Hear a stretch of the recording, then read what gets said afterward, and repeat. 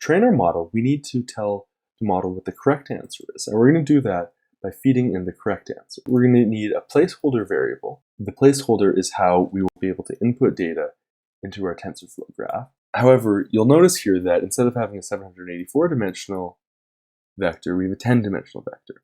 Y underscore, which represents the correct values that we are trying to get a neural network to learn, is a 10-dimensional vector, as each vector corresponds to the true probability for each of the different classes, namely 0, 1, 2, 3, 4, 5, 6, 7, 8, 9. In this case, the probability will either be 1 or 0 for each class. For only one of the classes will it be 1 and the rest will be 0.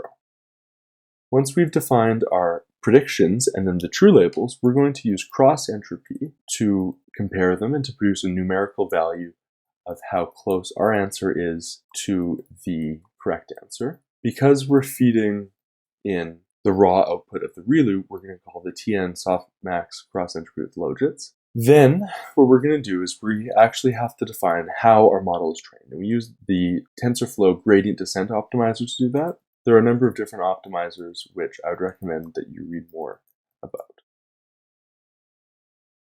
So what this is saying is that using the TensorFlow gradient descent optimizer with a learning rate of 0.001, minimize the variable that we've defined as our cross-entropy. Our cross-entropy here is defined as the cross-entropy between Logits y and the labels y underscore, namely the outputs of our model and the true values.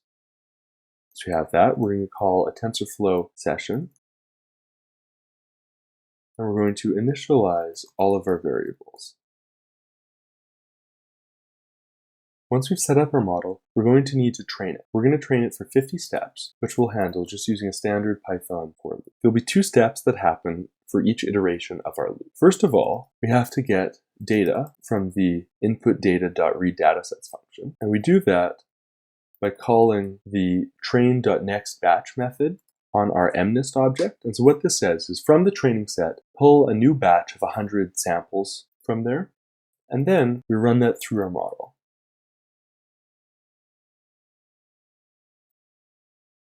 We also use a feeddict there. That is the main method in which we input data into TensorFlow. Just to show that this runs, we're going to produce this, and it should return without any errors.